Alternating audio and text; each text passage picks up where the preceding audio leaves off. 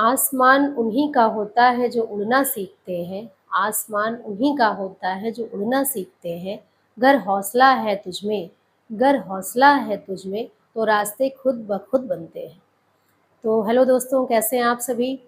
I hope आप सभी अच्छे होंगे। स्वागत है आप सभी का मेरे यूट्यूब चैनल अर्चना क्लासेस पे, और मैं हूँ अर्चना द्विवेदी। तो चलिए शुरू करते हैं आज का हिंदी व्याकरण का वीडियो।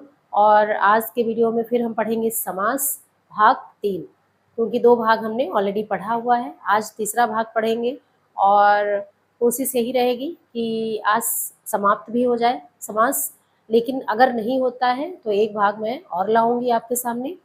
तो चलिए शुरू करते हैं आज का वीडियो। और आज के वीडियो में मैं आपको पढ़ाऊंगी तत्पुरुष समास के उपभेद। कल मैंने आपको तत्पुरुष समास के 6 भेद बताए थे कारक के आधार पर, और आज मैं आपके इसके 2 उपभेद बताऊंगी क्या होता है। तो सबसे पहले हम देखेंगे तत्पुरुष समास के उपभेद कितने होते हैं। 2 होते हैं, जैसा कि मैंने पहले लिखा हुआ है। 2 उपभेद होते हैं। कौन कौन से? कर्मधारय समास और द्विगु समास। तो कर्मधारय और द्विगु के बारे में हम बारी बारी से जानेंगे। तो सबसे पहले हम शुरू करते हैं कर्मधारय समास। कर्मधारय समास क्या होता है? कर्मधारय समास में देखिए, जिस समास का उत्तर पद प्रधान हो, मैंने आपको पहले बताया था कि उत्तर और पूर्व पद होता है। पहला पद पूर्व पद और दूसरा पद उत्तर पद होता है। तो अर्थात यहाँ पे दूसरा पद इसका मतलब रहेगा जिस समास का उत्तर पद प्रधान हो और पूर्व पद व उत्तर पद में विशेषण विशेष, विशेषण और विशेष अथवा उपमेय और उपमान का संबंध हो, वहाँ कर्मधारय समास होता है। अब आप सोचेंगे कि ये विशेषण और विशेष क्या है, उपमेय या उपमान क्या है, तो इसके बारे में भी आपको जानकारी होनी चाहिए। तो विशेषण क्या है, सबसे पहले हम यही जानते हैं। विशेषण आपको पता होना चाहिए। विशेषण क्या होता है, विशेषण किसे कहते हैं? हम एक नॉर्मली परिभाषा याद करते हैं, संज्ञा अथवा सर्वनाम की विशेषता बताने वाले शब्दों को विशेषण कहते हैं। तो ये विशेषण हो गया। अब जैसे मैंने यहाँ पे लिखा सुंदर फूल, एक उदाहरण लिखा सुंदर फूल। अब यहाँ पे आपको ये पता चल पा रहा होगा कि इसमें विशेषण क्या है। विशेषण है इसमें सुंदर, क्योंकि भाई फूल की विशेषता बताई गई है और फूल संज्ञा है, तो इसलिए यहाँ पे इसका परिभाषा जो होता है ये निकल के आता है, संज्ञा अथवा सर्वनाम की विशेषता बताने वाले शब्दों को विशेषण कहते हैं। अब यहाँ सुंदर विशेषण हो गया, लेकिन विशेष क्या है? विशेष विशेष भी आपको जानना है। विशेष इसमें क्या है? विशेष से है फूल, यानी फूल जो शब्द है उसी की तो विशेषता बताई जा रही है। फूल कैसा है? फूल सुंदर है। तो सुंदर शब्द विशेषण है, लेकिन फूल शब्द क्या है? विशेष से है। तो ऐसे जब तक कोई विशेष नहीं होगा तब तक उसकी विशेषता हम नहीं बता सकते हैं। अर्थात तो अब हम फिर इसको शुरू करते हैं। विशेषण विशेष अथवा उपमेय उपमान। अब ये उपमेय उपमान क्या होता है?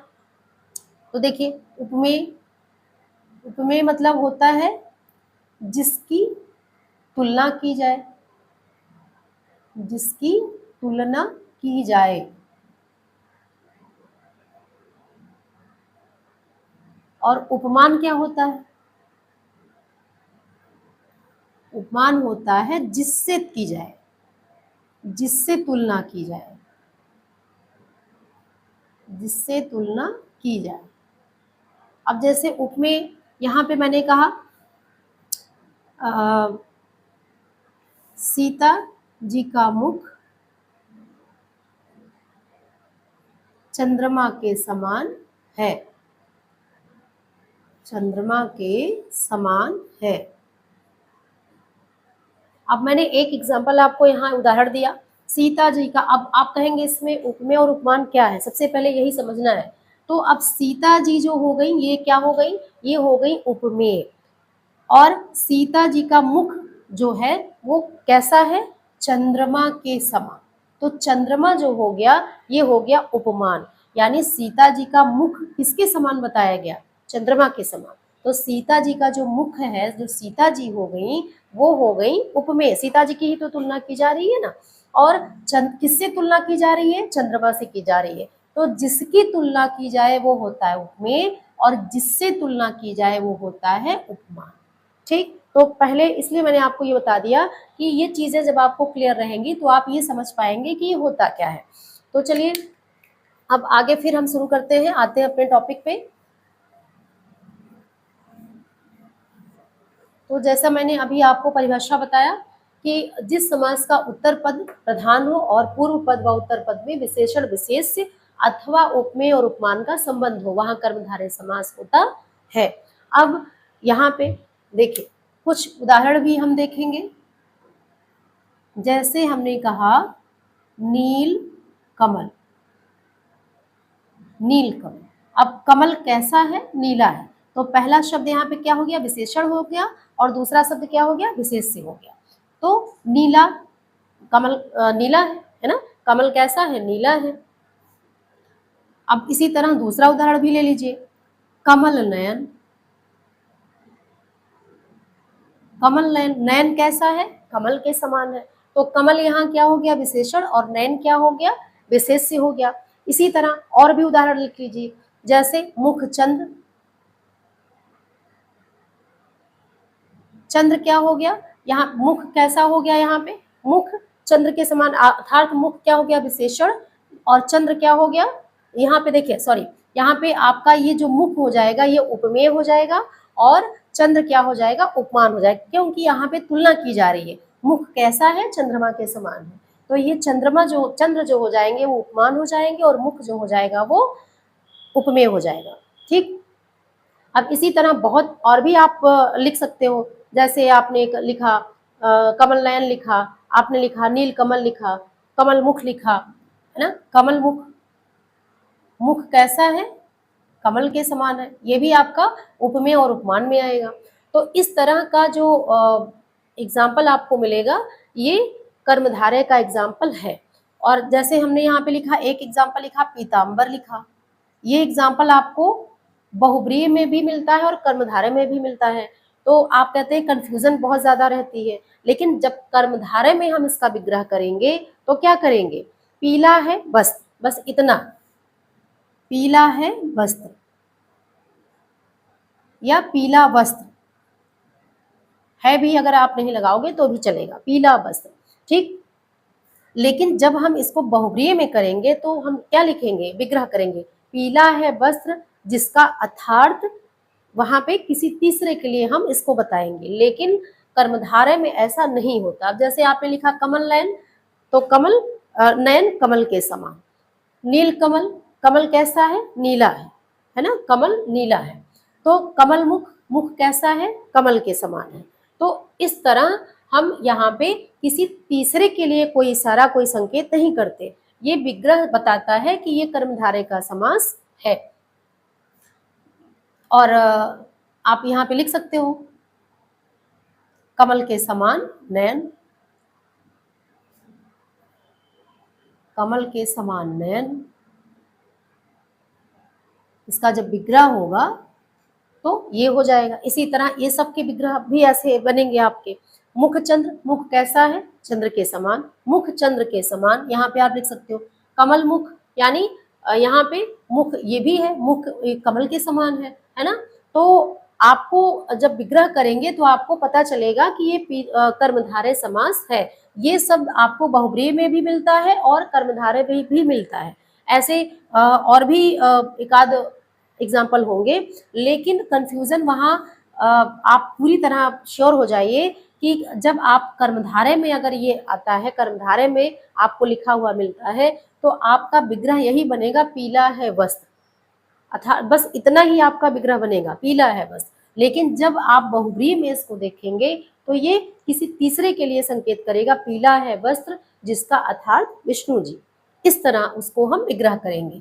तो यहाँ पे हम कर्मधारय समास पढ़ रहे हैं, तो कर्मधारय समास का ये सारा एग्जाम्पल हमने देखा। अब देखिए पहला जो इसका हो गया, पहला नंबर हो गया कर्मधारय। दूसरा नंबर इसका क्या है? दूसरा नंबर है द्विगु समास। इसका दूसरा नंबर है द्विगु समास। अब द्विगु समास में क्या है? द्विगु समास क्या होता है? द्विगु समास आपको बहुत इजी लगेगा और द्विगु समास बहुत जल्दी समझ में आता है क्यों आता है? क्योंकि द्विगु समास में पहला पद जो होता है, जहां पूर्व पद संख्यावाची, जहां पूर्व पद संख्यावाची हो तथा समस्त पद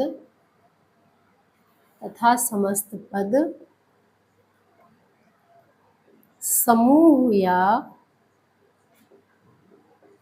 समाहार का बोध कराएं। वहां क्या होता है? वहां द्विगु समास होता है, वहां द्विगु समास होता है।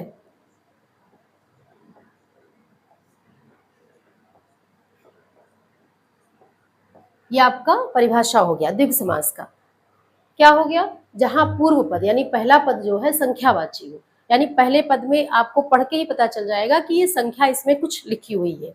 और समस्त पद, जब वो समस्त पद बनेगा विग्रह के बाद, तो वो पद वो समूह या समाहार का बोध कराएगा, यानी एक साथ कई चीजों का बोध कराएगा, एक समूह का बोध कराएगा, समाहार का बोध कराएगा, तो वो द्विगु समास होता है। अब जैसे इसका एग्जाम्पल, उदाहरण, जैसे हमने लिखा चौराहा। अब यहाँ पे चौराहा में 4 शब्द छुपा हुआ है, चौराहा।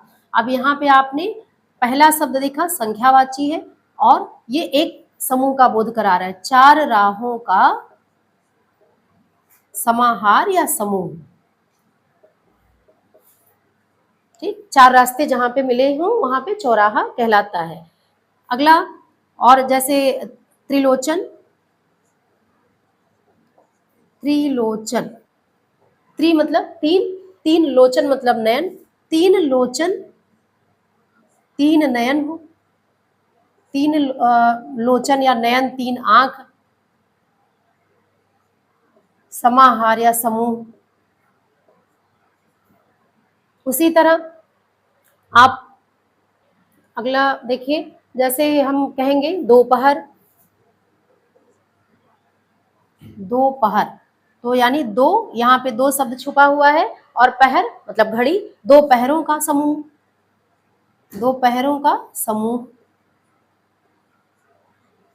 आपने कहा चौमासा, नवरात्र, 4 मासों का समूह, चौमासा, 4 मासों का, मास मतलब महीने, 4 मासों का समूह।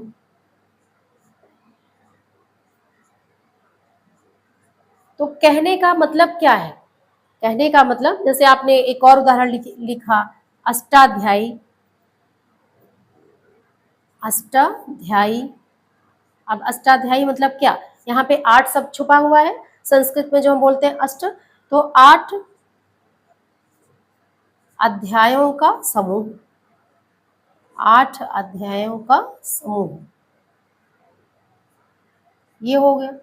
अब इस तरह जो कोई भी शब्द हम देखेंगे इसमें, तो इसमें इसका पहला जो पूर्व पद रहेगा वो संख्यावाची रहेगा, इसीलिए हम इसका नाम हमने रखा है द्विगु समास। या और इसकी परिभाषा से ही क्लियर है कि जहां पूर्व पद संख्यावाची तथा समस्त पद पूरे समूह या समाहार का बोध कराता है, वहां पे द्विगु समास होता है। तो आई होप क्लियर हो गया होगा। चलिए आगे शुरू करते हैं। और ये इसके 2 भेद हो गए, क्लियर हो गए। अब हमारे अभी 2 समास और बचे हुए हैं, वो कौन कौन से हैं उसको भी देखते हैं कि कितना हो पाएगा।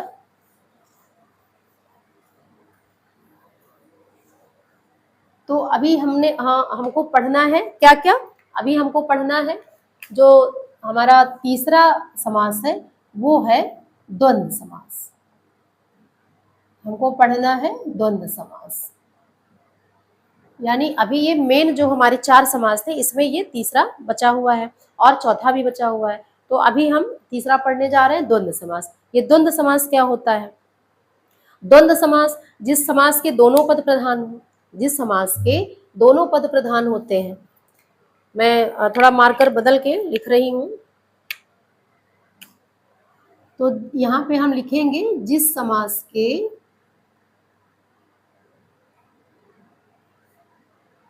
दोनों पद प्रधान हो, जिस समास के दोनों पद प्रधान हो और क्या हो, तथा विग्रह करने पर, तथा जब इसका विग्रह करेंगे और शब्द, ये बहुत इंपॉर्टेंट होता है, और शब्द या अथवा इस तरह का शब्द आए, है ना, और अथवा आदि शब्द आए,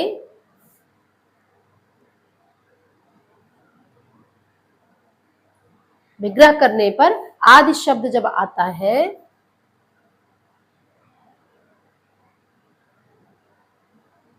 तो वह क्या कहलाता है, द्वंद्व समास। तो वह द्वंद्व समास कहलाता है।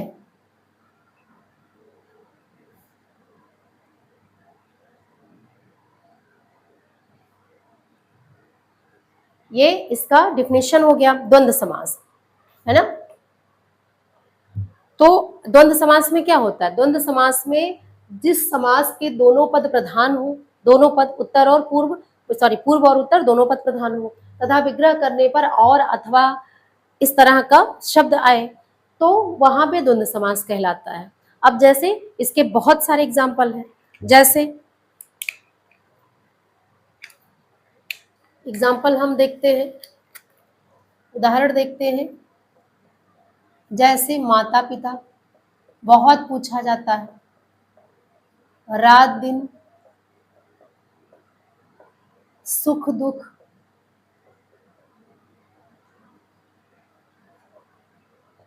भाई बहन,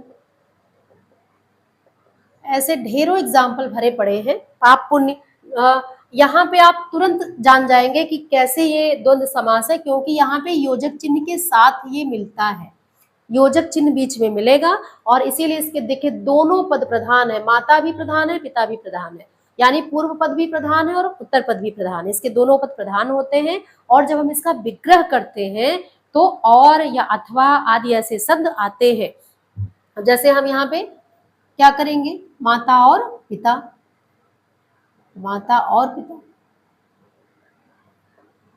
यहाँ पे रात और दिन, रात और दिन, यहाँ पे सुख और दुख, तथा भी लिख सकते हैं, अथवा भी लिख सकते हैं।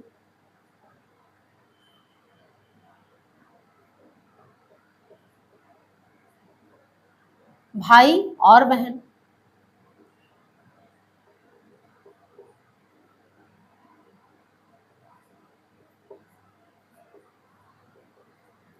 तो कहने का मतलब ये और ही कोई जरूरी नहीं है, भाई अथवा बहन भी लिख सकते हैं, है ना, भाई तथा बहन लिख सकते हैं, लेकिन और ज्यादा यूज किया जाता है, इसलिए मैंने आपको बताया कि माता और पिता, है ना, माता अथवा पिता नहीं कहा जाता, माता और पिता।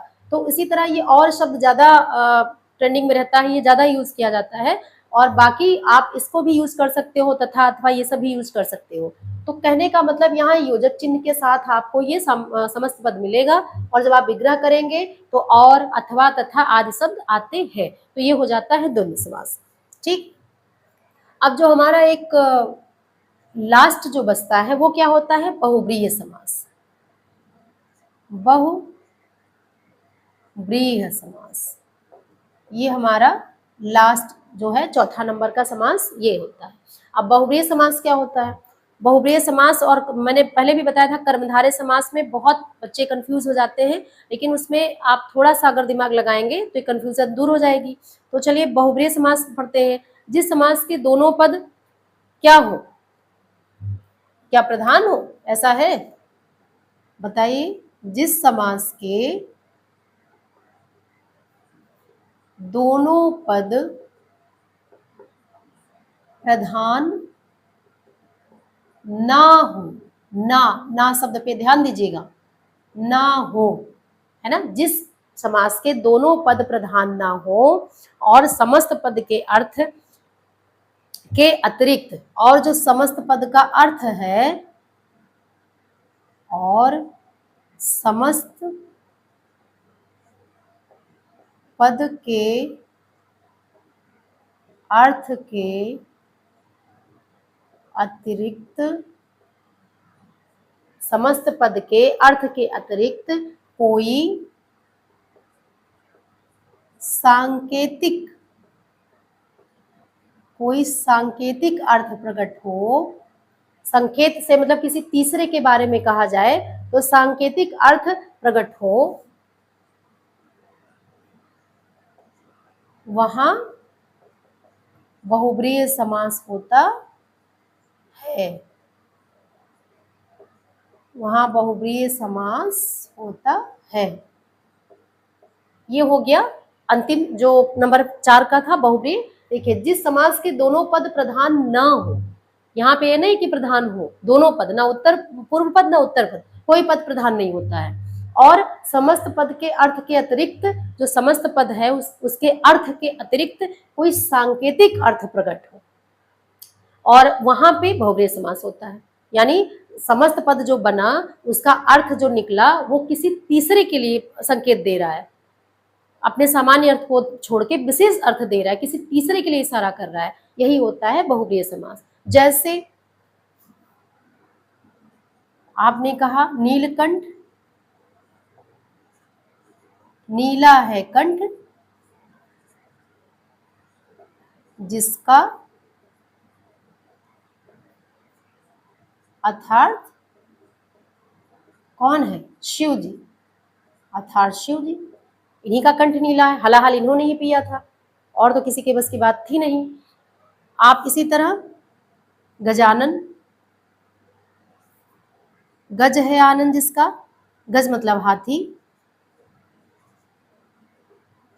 आनंद मतलब सिर। अब गज है आनंद जिसका अर्थात क्या? गज है आनंद किसका मतलब निकला? गणेश जी का, अर्थात गणेश जी। इसी तरह और भी आप, जैसे पीताम्बर अभी मैंने बताया, पीताम्बर अगर यहाँ पे आप एग्जाम्पल देखोगे तो पीताम्बर यहाँ पे अपना एक अलग अर्थ लेगा। क्या? पीला है वस्त्र, वहां पे आपने क्या कहा? पीला वस्त्र, ऐसे बोला, पीला है वस्त्र जिसका अर्थात कौन? विष्णु जी, अर्थात विष्णु जी। यानी विष्णु जी ही पीला वस्त्र पहनते हैं, पीताम्बर जिनको कहते हैं, पीताम्बर ओढ़ते हैं। तो और कर्मधारय में हमने इसको क्या पढ़ा था? पीला है बस, इतना ही। लेकिन यहाँ पे हम किसी तीसरे के लिए संकेत करते हैं, यही बहुब्रीहि और समास में अंतर होता है। तो ये हो गया आपका बहुब्रीहि समास। और ये 4 समास मुख्य मैंने आपको बताए कि ये 4 समास मुख्य होते हैं। और कौन कौन से? पहला आपने पढ़ा क्या? पहला आपने पढ़ा अव्ययी भाव समास, दूसरा आपने पढ़ा तत्पुरुष समास। तत्पुरुष समास के मैंने 6 भेद बताए। उसके बाद तत्पुरुष समास के 2 उपभेद भी हैं, उसको भी मैंने जस्ट अभी आपको बताया। कौन कौन सा? कर्मधारय और द्विगु समास। उसके बाद तीसरा हमारा द्वंद्व समास हुआ, चौथा हमारा बहुब्रीहि समास हुआ। तो कहने का मतलब समास का जो पाठ है, जो अध्याय है, ये इतना ही रहता है, इससे ज्यादा आपको कहीं नहीं मिलेगा, इतना ही रहता है। और इसी से हम क्वेश्चन पुटअप करते हैं, क्वेश्चन उठाते हैं, प्रश्न उत्तर हम यहीं से बनाते हैं, अलग अलग कैटेगरी पे कैसे होगा कैसे नहीं होगा। और आपको अंतर भी पूछा जाता है कि बहुब्रीहि और में द्विग में क्या अंतर है, द्वंद्व में क्या अंतर है, कर्मधारय बहुब्रीहि में क्या अंतर है। तो आप वहाँ पे लिख सकते हो कि कर्मधारय में एक तीसरे के लिए बोध नहीं होता, संकेत नहीं किया जाता, जबकि बहुब्रीहि में किसी तीसरे के लिए इसका अर्थ बताया जाता है, संकेत किया जाता है। तो आप उसको अपने नॉलेज के आधार पर लिख सकते हो। और यहाँ पे हम संधि का भी नियम फॉलो करते हैं, अगर हमें आवश्यकता पड़ी तो संधि का भी नियम हम फॉलो करते हैं। तो इस प्रकार ये जो आपका समास अध्याय था वो समाप्त हुआ दोस्तों। और आई होप कि आपको समझ में आया होगा वीडियो। और इसके अलावा समास में आप कितना भी पढ़ लो आपको कुछ नहीं मिलेगा। हाँ, एग्जाम्पल एक्स्ट्रा मिल सकते हैं, उदाहरण और भी मिल सकते हैं, लेकिन जो नियम है, जो समास जितने हैं वो पूरे मैंने आपको यहाँ पे पढ़ा दिए। तो आई होप आपको वीडियो पसंद में आया होगा, और बाकी आपको पसंद आया होगा तो आप जानते हैं आपको क्या करना है। चलिए मिलते हैं एक नए वीडियो के साथ, और कुछ नया सिखाएंगे, कुछ नया पढ़ाएंगे। तब तक के लिए खुश रहिए, मस्त रहिए, बाय बाय।